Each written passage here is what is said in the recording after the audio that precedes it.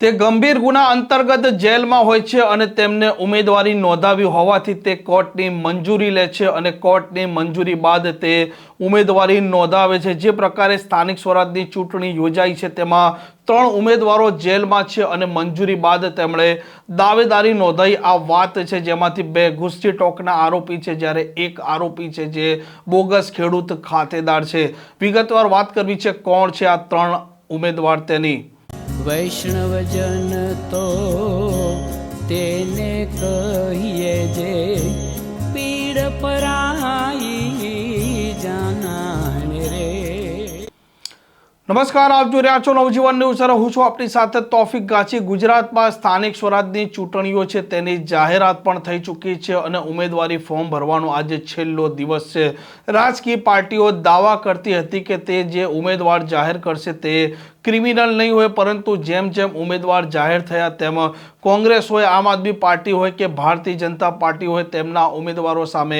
આંગળીઓ ચીંધાવવાની શરૂઆત થઈ અને આ સ્થાનિક સ્વરાજની ચૂંટણીમાં એક ઇતિહાસ એવો પણ સામે આવ્યો છે જેમાં 3 ઉમેદવારો છે, 3 ઉમેદવારો જેલમાં છે અને તેમણે કોર્ટની મંજૂરી મેળવી છે અને ત્યાર પછી તેમણે ઉમેદવારી નોંધાવી છે। જેમાં જામનગરમાં થોડાક દિવસ પહેલા નિર્લિપ્ત રાય જે પ્રકારે 2 ગેંગો હતી, અસલમ ખિલજી અને અલ્તાફ હફી, આ બંને ગેંગોને ગુસ્સી ટોક હેઠળ જેલ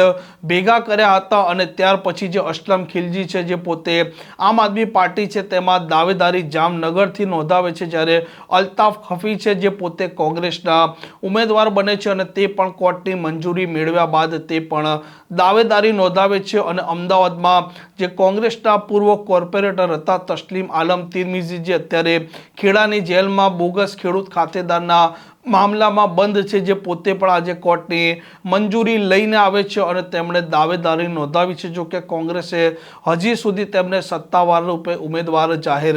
નથી કર્યા। આમ 3 ઉમેદવાર એવા સામે આવ્યા છે જેમણે જેલમાં રહ્યા બાદ કોર્ટની મંજૂરીથી તેમણે દાવેદારી નોંધાવી છે અને આવી જ ઘટના બની હતી અનેક વર્ષો પહેલા અમદાવાદમાં, જેમાં અબ્દુલ લતીફ છે જે પોતે જેલમાં બંધ હતા અને તેમણે 5 અલગ અલગ જગ્યાએ દાવેદારી નોંધાવી હતી અને 5 અલગ અલગ જગ્યાએથી તે પોતે